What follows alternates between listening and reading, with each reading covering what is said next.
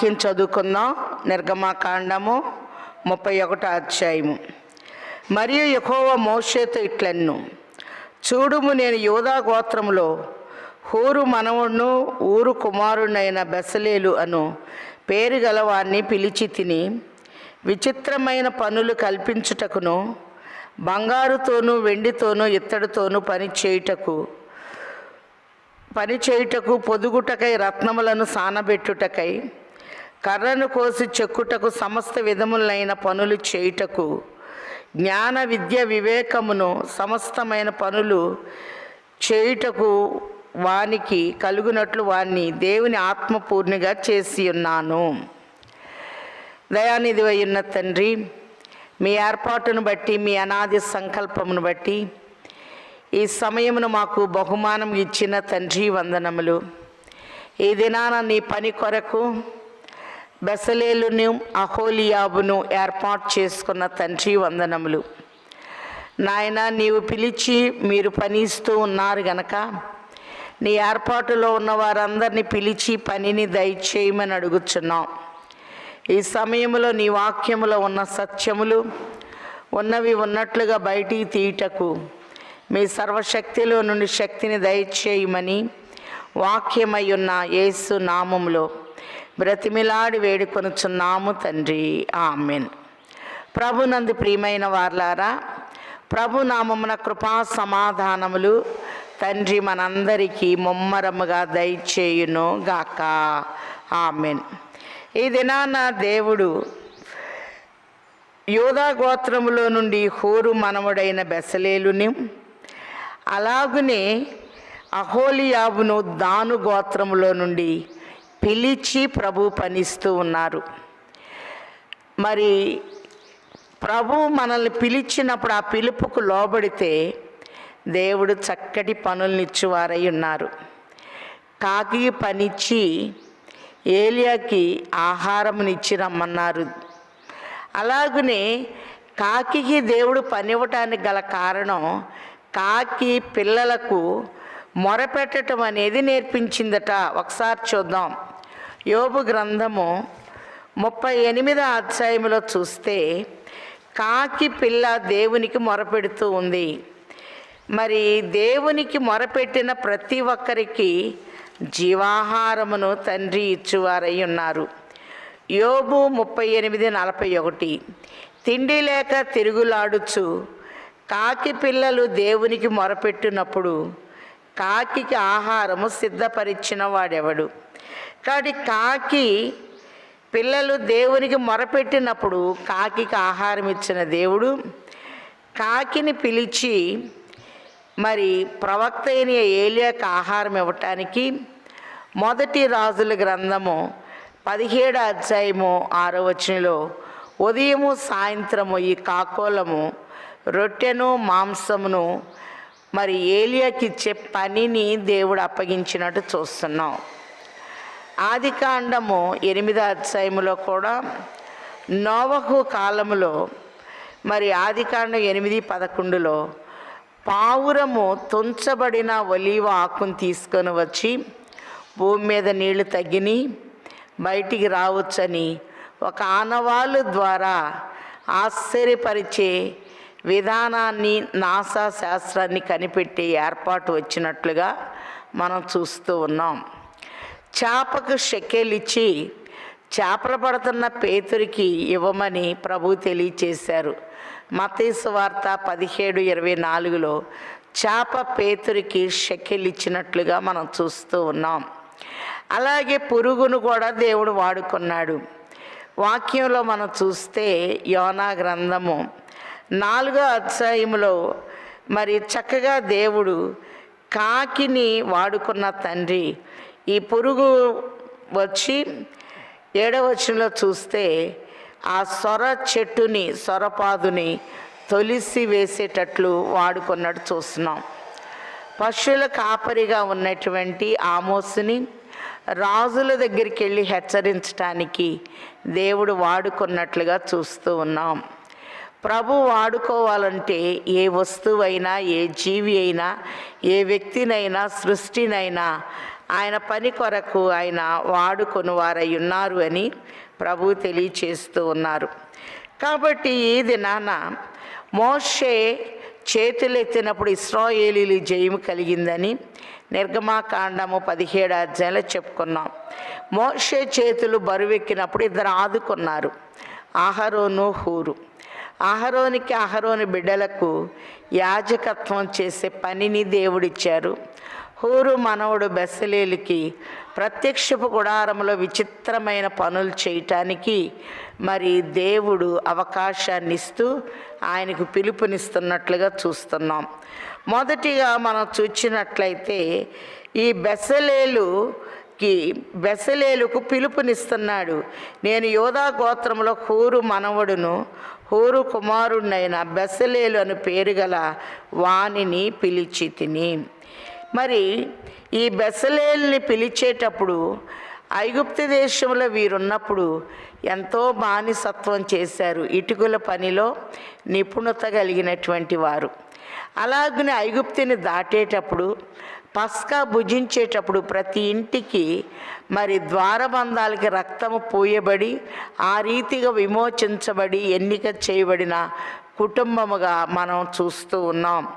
అలాగని ఇక్కడ చూస్తే ప్రకటన 1:6లో మనల్ని ప్రేమించుచు తన రక్తం వలన మన పాపముల నుండి మనల్ని విడిపించిన వానికి మహిమా ప్రభావములు యుగయుగములు కలుగునుగాక, అవును ఆమెన్ అనే మాటను మనం చూస్తూ ఉన్నాం.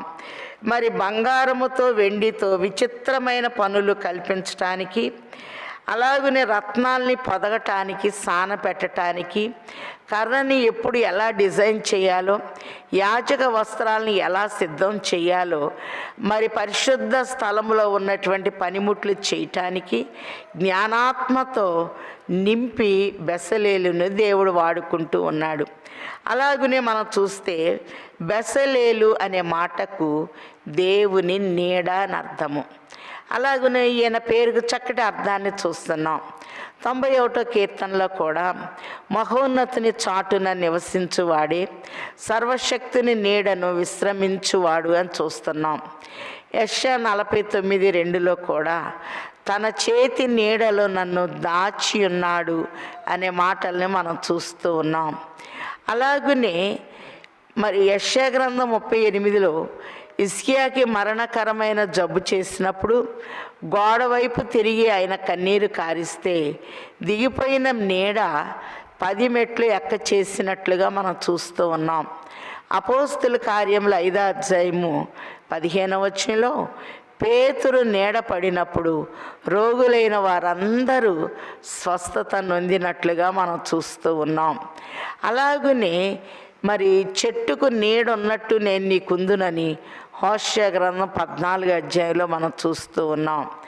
మరి పరమగీతంలో కూడా 2వ అధ్యాయం 4లో అతని ఎడమ చెయ్యి నా తల క్రిందనున్నది, కుడి చేత నన్ను కౌగిలించుచున్నాడని 2 హస్తాలు మనకు ఒక నీడగా ఏర్పాటు చేసినట్లుగా మనం చూస్తూ ఉన్నాం.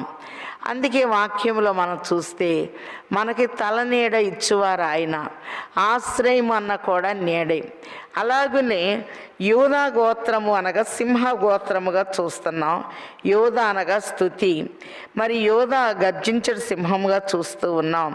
హూరు మనవడు ఊరు కుమారుడైన బెసలేలు అను పేరు గల ఈ బెసలేలు అనే మాటకు మరి దేవుని నీడ అనగా ఆశ్రయముగా మనం చూస్తూ ఉన్నాం. ప్రభు కూడా మహోన్నతుని నీడను మనకి దయచేస్తూ ఉన్నారు. ఈయనకి పనిని దేవుడిస్తూ ఉన్నాడు. ఆత్మపూర్ణునిగా చేసి మరి నేను దాను గోత్రములోని అహీసామా కుమారుడైన అహోలియాబును అతనికి తోడు చేసి తిని. సేవకు పంపేటప్పుడు దేవుడు మరి లూకాసు వార్త 10వ అధ్యాయం ప్రారంభంలో చూస్తున్నాం, ఇద్దరిని పంపినట్లుగా చూస్తూ ఉన్నాం. అలాగే తోడు చేసినట్లుగా అహోలియాబును మనం చూస్తూ ఉన్నాం. మరి ఇతని విషయంలో కూడా ఈ అహోలియాబు అనగా గుడారము లేక తండ్రి అని పేరు. ఇతని గోత్రము వెనకబడిన గోత్రముగా ఎన్నిక లేని గోత్రముగా మనం చూస్తున్నాం. ఇతడు దాను గోత్రంలో నుండి వచ్చాడు. బెసలేలు యూదా గోత్రంలో నుండి వచ్చాడు. మరి యాకోబు తన బిడ్డలు దీవించేటప్పుడు 7వ గోత్రము దాను గోత్రము. అన్యాయపు తీర్పు తీర్చినట్లుగా మరి దాను తన ప్రజలకు న్యాయము తీర్చును, దానిలో కట్ల పాముగా ఉండును అనే మాటల్ని ఆదికాండం 49లో మనం చూస్తూ ఉన్నాం. దాను గోత్రము వెనకబడిన గోత్రముగా ఒకసారి చూద్దాం. సంఖ్యాకాండము 10వ అధ్యాయంలో గనక మనం చూచినట్లయితే ప్రతి గోత్రానికి దేవుడు ఒక పనిని ఇస్తూ ఉన్నారు. సంఖ్యాకాండం 10:25లో దానీలు పాళ్యము ధ్వజము సాగెను, అది పాళ్యములన్నిటిలో వెనక నుండెను. పాళ్యములో వెనకబడిన స్థితిలో దాను గోత్రం ఉంది. వెనకబడిన స్థితిని కూడా దేవుడు జ్ఞాపకం చేసుకొని ముందుకు నడిపించడానికి ఈ గోత్రాన్ని ఎన్నుకున్నట్లుగా మనం చూస్తూ ఉన్నాం. అలాగనే మరి న్యాయాధిపతుల్లో మనం చూస్తే సంసోను కూడా దాను గోత్రానికి చెందినవాడే. మనోహ విషయంలో మనకు తెలుసు. న్యాయాధిపతులు 13వ అధ్యాయం 1-5 వచనాల్లో చూస్తే మరి దేవదూత మనోహ భార్యతో చెప్తుంది, దేవుడు మీకు ఒక కుమారుని ఇస్తాడు, చాలా జాగ్రత్తగా పెంచాలి, మరి అతని తల మీద మంగళ కత్తి అనేది వేయకూడదు, అతడు అభిషేకించబడిన వ్యక్తిగా ఉండాలి అని. ఇతని ద్వారా ఫిలిస్తీన్ల మీద విజయాన్ని దేవుడు ఇచ్చినట్టు చూస్తున్నాం. న్యాయాధిపతులు 14:14లో ఒక విప్పుడు కథ వేస్తున్నాడు. మరి దాను గోత్రం నుంచి వచ్చిన సంసోను, బలమైన దానిలో నుండి తీపి వచ్చెను, తిను దానిలో నుండి తిండి వచ్చానని. బలమైనది సింహము, తీపి అనగా తేనె. అందుకే దావీదు అంటాడు, నీ వాక్యము జుంటే తేనె దారల కంటే మధురము అనే మాటలను చూస్తూ ఉన్నాం. కాబట్టి ఈ మాటకి చక్కటి అర్థాన్ని దేవుడిస్తూ ఉన్నారు. మనం గమనించినట్లయితే అహీసామా కుమారుడైన అహోలియాబు అనగా తండ్రి అని అర్థము, అలాగునే గుడారము అని. కాబట్టి కీర్తన 15లో యెహోవా గుడారములో నివసించదగిన వాడు ఎవడు అని చూస్తున్నాం. గుడారము అనగా కప్పుదల. అలాగనే ఆత్మీయ బిడ్డలకి పౌలు గారు ఒక తండ్రిగా ఉన్నట్టు మనం చూస్తూ ఉన్నాం. ఇతని పేరులో అర్థము ఒక ఆత్మీయ తండ్రి అని, అలాగనే గుడారము అనేది మనం చూస్తూ ఉన్నాం. ఎన్నిక లేని విద్య లేని పామర్లను సేవకి పేతురు యాకోబు యోహాన్ని పిలిచిన తండ్రి, పశుల కాపరైన ఆమోసుని రాజుల ఎదుట మాట్లాడటానికి పిలిచిన తండ్రి, ఏ సమయంలో ఎవరికి ఎలాంటి పిలుపునిస్తారో తెలియదు. ఏలియా కూడా ఎలీషా దగ్గరికి వెళ్ళినప్పుడు 12వ అరక తన భుజం మీద పెట్టుకొని దున్నుతూ ఉంటే అతని మీద దుప్పటి వేసి అతన్ని సేవకు ఆహ్వానించినట్లుగా చూస్తూ ఉన్నాం. అందుకే నన్ను వెతికిన వారికి నేను దొరికి తిని అని ఒక ప్రవచనాన్ని మనం చూస్తూ ఉన్నాం. మరి ఇతన్ని అహోలియాబుని మనం చూస్తే బెసలేలుకి జత చేస్తూ ఉన్నారు. మరి సేవకి ఇద్దరిద్దరిని పంపినట్లు లూకా 10లో మనం చూస్తున్నాం కదా. అలాగనే నోవహు తయారు చేసిన వాడలోని కూడా అన్ని జతలు జతలుగా వెళ్ళినట్లుగా మనం చూస్తూ ఉన్నాం. మరి చిన్ని చిన్ని జీవులను కూడా దేవుడు వాడుకొని వాడై ఉన్నాడు.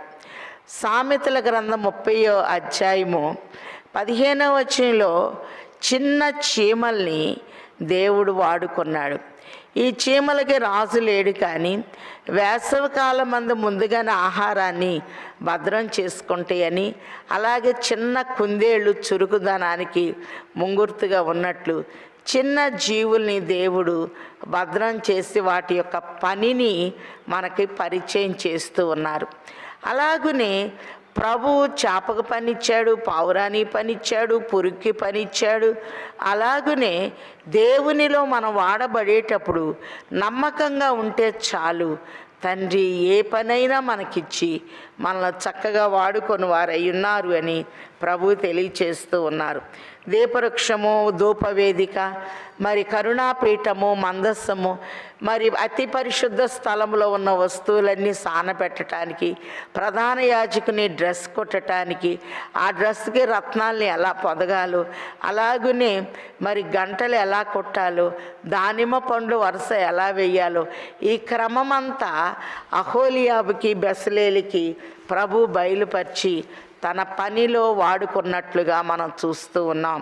అంత మాత్రమే కాదు, 12వ వచనంలో మరియు యెహోవా మోషేతో ఇట్లెను, నీవు ఇశ్రాయేలీయులతో నిజముగా మీరు నేను నియమించిన విశ్రాంతి దినములను ఆచరింపవలెను. మిమ్మును పరిశుద్ధపరచు యెహోవా నేనే అని తెలుసుకున్నట్లు అది మీ తరతరములకు నాకును మీకును గుర్తవును. కాబట్టి 6 దినాలు ప్రభు సృష్టి కార్యక్రమాన్ని చేసి 7వ దినాన విశ్రాంతిని తీసుకున్నారు. అందుకే విశ్రాంతి దినమును పరిశుద్ధముగా ఆచరించుట జ్ఞాపకముంచుకొనమని ప్రభు తెలియచేస్తూ ఉన్నారు. మరి అనేక సార్లు యెరూషలేము వెళ్ళటం జరిగింది. మరి మేము వెళ్ళిన క్రొత్తలో జూయిష్ హోటల్స్లో ఉన్నాం. శనివారం వారికి సబ్బాత్. మరి మేము 22 అంతస్తులో ఉన్నాం. ఆ లిఫ్ట్ కార్డు ఆపరేట్ చేయటం నాకు కుదరలేదు. ఒక చిన్న హీబ్రూ బాయ్ అక్కడ ఉంటే పిలిచి ఇది ఆపరేట్ చేయమంటే సబ్బాత్ అని వెళ్ళిపోయాడు. అంటే వారు సబ్బాత్ దినాన ఏ పని చెయ్యరు అన్నది స్పష్టంగా మాకు అర్థమైంది. అలాగనే ఈరోజు కూడా తరతరములకు ఇది మీకు కట్టడ అనే విషయాన్ని మనం చూస్తున్నాం.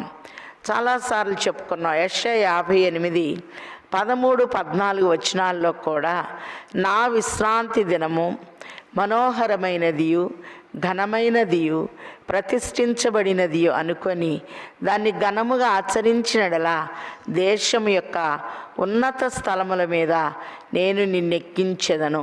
పరిశుద్ధ దినాన్ని గౌరవిస్తే దేశంలో ఉన్నత స్థలాల్లో ఉంచుతానని ప్రభు తెలియచేస్తూ ఉన్నారు. అందుకే నీవు నీ దేవుడైన యెహోవా మందిరమునకు వెళ్ళినప్పుడు నీ ప్రవర్తన గురించి జాగ్రత్తగా ఆలోచించుకొనుము అని ప్రభు తెలియచేస్తూ నా మందిరము సమస్త జనులకు ప్రార్థనా మందిరమని ప్రభు బయలుపరుస్తూ ఉన్నారు. 122వ కీర్తనలో దావీదు యెహోవా మందిరమునకు వెళ్ళుదామని జనులు నాతో అనినప్పుడు నేను సంతోషించితినని ప్రభు తెలియచేస్తూ ఉన్నారు. 6 దినాలు మనకిచ్చారు దేవుడు. ఒక్క దినం ఆయన కోసం ఏర్పాటు చేసుకున్నారు. ఆ ఒక్క దినాన్ని ఆయన్ని గౌరవించాలి, మనం ఆరాధించాలి అని ప్రభు బయలుపరుస్తూ ఉన్నారు. 15వ వచనంలో 6 దినములు పని చేయవచ్చును, 7వ దినమున యెహోవాకు ప్రతిష్ఠితమైన విశ్రాంతి దినము. ఆ దినమున పని చేయు ప్రతి వాడును తప్పక మరణ శిక్ష నందును. ఎంత కఠినంగా ఉందో ఈ ఆజ్ఞ. ఆ దినమున పని చేయు ప్రతి వాడును. అందుకే మనకి ఆదివారము మనం మనుష్య కుమారుడు పునరుద్ధాన దినాన్ని ఆదివారంగా మనం ఆచరిస్తూ ఉన్నాం గనక విశ్రాంతి దినమునకు మనుష్య కుమారుడు ప్రభు అయి ఉన్నారు అని మనం చెప్పుకుంటూ ఉన్నాం. కాబట్టి విశ్రాంతి దినాన్ని ఎవరైనా పని చేస్తే వాడు తప్పక మరణ శిక్ష నొందును అనే మాటలను చూస్తున్నాం. ఇశ్రాయేలీలు తమ తరతరములకు విశ్రాంతి దినాచారమును అనుసరించి ఆ దినమును ఆచరించవలను. అది నిత్య నిబంధన, నాకును ఇశ్రాయేలుకును అది ఎల్లప్పుడూ గుర్తయి ఉండెను. ఏలయనగా 6 దినములు యెహోవా భూమి ఆకాశములను సృజించి 7వ దినమున పని మాని విశ్రమించనని చెప్పాను. కాబట్టి ఆదికాండం ప్రారంభంలో 1వ అధ్యాయంలో చూస్తున్నాం. మరి 7వ దినాన్ని 2వ అధ్యాయము ప్రారంభంలోనే విశ్రాంతి దినమునుగా తను చేసిన పని యావత్తుని ఒకసారి ప్రభు తలంచుకున్నట్లుగా మనం చూస్తూ ఉన్నాం. విశ్రాంతి దినాన్ని ఆయన పరిశుద్ధపరిచారు. అందుకే విశ్రాంతి దినమును పరిశుద్ధముగా ఆచరించుట జ్ఞాపకం ఉంచుకొనమని ఆయన ఆజ్ఞల్లో దేవుడు ఒక ఆజ్ఞగా మనకిస్తున్నట్లుగా మనం చూస్తూ ఉన్నాం. 18వ వచనంలో చూస్తే మరియు ఆయన సీనాయి కొండ మీద మోషేతో మాటలాట చాలించిన తరువాత ఆయన తన శాసనములు గల 2 పలకలను అనగా దేవుని వ్రేలితో వ్రాయబడిన రాతి పలకలను అతనికి ఇచ్చెను. ప్రభు సన్నిధిలో మోషే ఉన్నాడు గనక బహుమానాన్ని ఇచ్చారు. మరి 24 అధ్యాయంలో రాత్రింబగళ్ళు దేవుని సన్నిధిలో ఈయన గడిపాడు.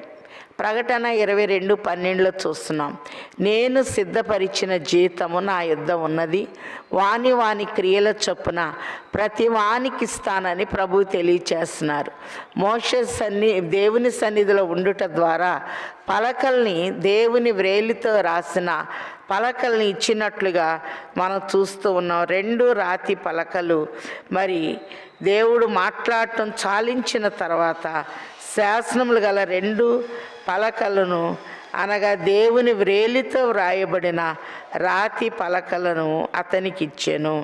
కాబట్టి దేవుని వ్రేలుతో ఆజ్ఞలనే రాయబడిన అగ్నితో. కాబట్టి దావీదు అంటాడు, నా చేతులకు యుద్ధము, నా వ్రేళ్లకు పోరాటమును ఆయన నేర్పి ఉన్నాడు.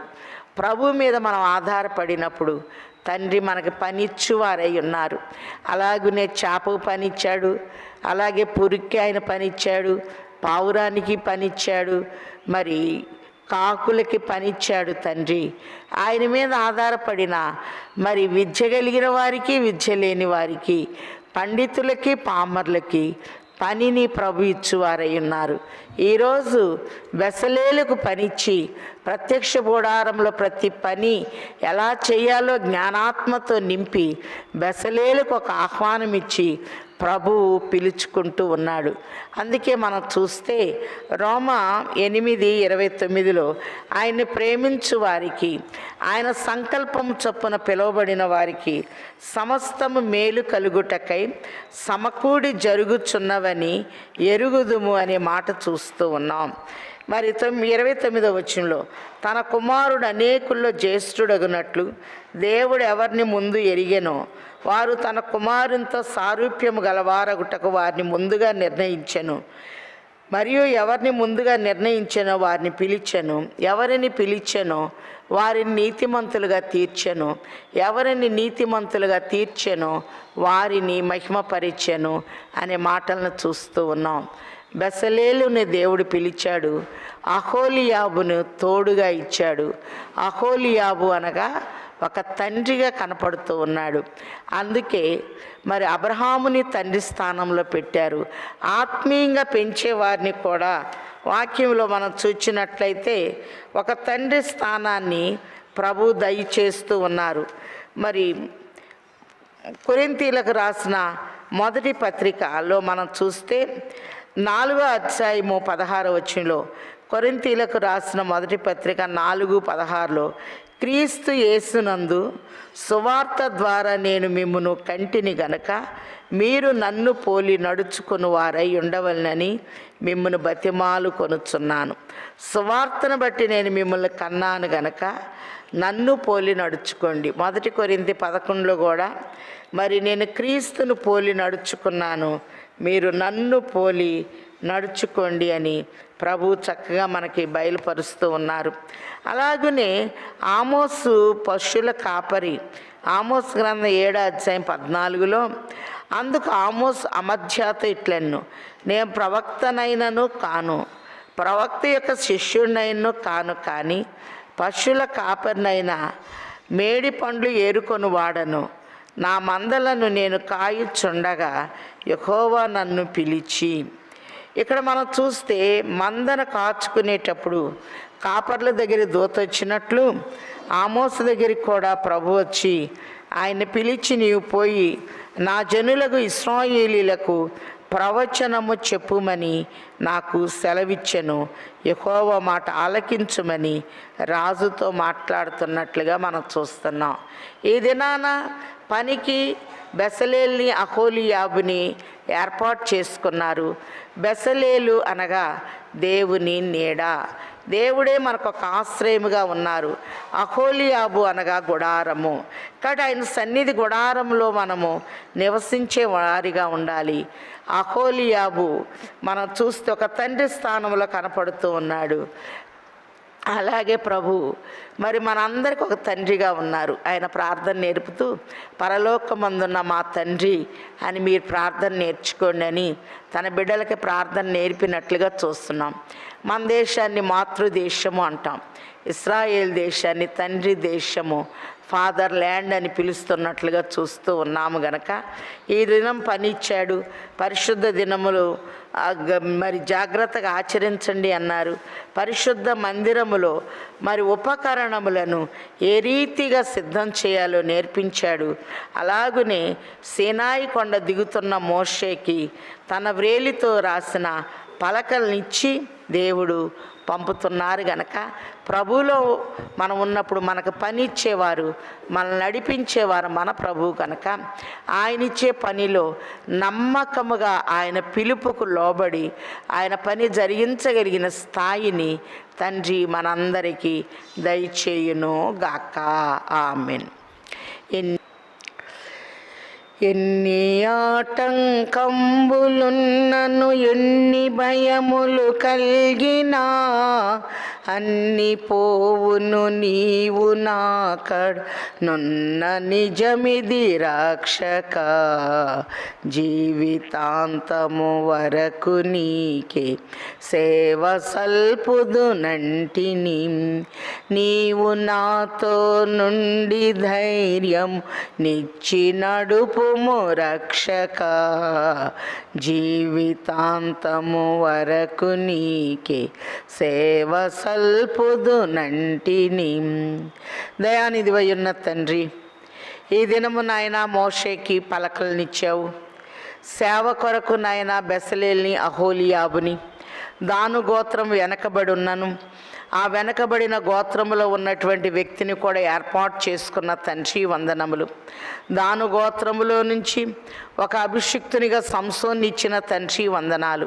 యోధా గోత్రములో నుండి బెసలేల్ని పిలిచి నాయన చక్కటి పరిశుద్ధ స్థలపు పనులు, ప్రధాన యాజకుని వస్త్రములు, ఏ రత్నమును ఎలాగూ నానబెట్టి నాయన సానబెట్టి వాటిని నా చిత్రకారుని పని వలె చేయవలెనో చేయుటకు మీరు ఇచ్చిన పనిని బట్టి వందనములు.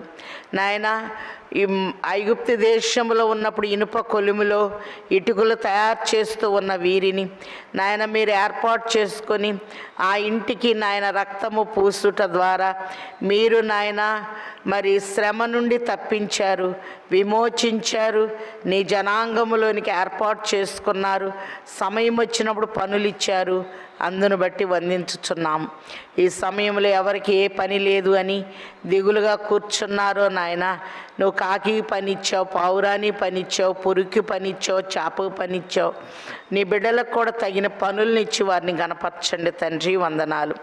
ప్రతి కుటుంబం మీద నీ ఆశీర్వాద హస్తము నుంచి నాయన నీ యొక్క మర్మములు గ్రహించగలిగిన జ్ఞాననేత్రాన్ని మాకు అందించండి తండ్రి వందనాలు. ఆయన ఆగస్టు మాసం అద్భుతాల మాసం అన్నారు నాయన. మేము ఈ నెల ముగించుకొని ఆగస్టులో అడుగు పెట్టుచుండగా తండ్రి అద్భుతమైన నెరవేర్పుల్నిచ్చి ఆత్మీయంగా మమ్మల్ని బలపరచండి నాయన. వివాహాలు కావలసిన బిడ్డల విషయంలో ఘనమైన శుభకార్యాలు జరిగించండి. వివాహాలైన వారి గర్భఫలాలనిచ్చి గౌరవించండి. అలాగే వృద్ధులైనటువంటి వారికి ఉద్ధరించే నీ దేవదూతల సహాయమునివ్వండి. అలాగే ఎవరు ఏ కోరికతో ఉన్నారో నీ కోరిక నెరవేర్చి నీ ఆలోచన యావత్తును సఫలపరుచునుగా కన్నా నిండైన నీ దీవెనలతో నింపమని మా కొరకు ప్రాణం పెట్టి తిరిగి లేచి మమ్మల్ని ఆకర్షించుటకు వరుడుగా వచ్చుచున్న యేసు నామములో వేడుకొంచున్నాము తండ్రి. ఆమెన్. ప్రభు మిమ్మల్ని ఆశీర్వదించి మిమ్మల్ని కాపాడును గాక. ఆమెన్. ప్రభు మీ మీద తన సన్నిధి కాంతను ఉదయింపచేసి మిమ్మల్ని కరుణించును గాక. ఆమెన్. ప్రభు మీ మీద తన ముఖాంతం ప్రకాశింపచేసి సమాధానంతో సమృద్ధితో నింపి నూరంతలుగా ఫలభరితముగా వర్ధిల్ల చేయును గాక. ఆమెన్. అందరికీ మరణాత.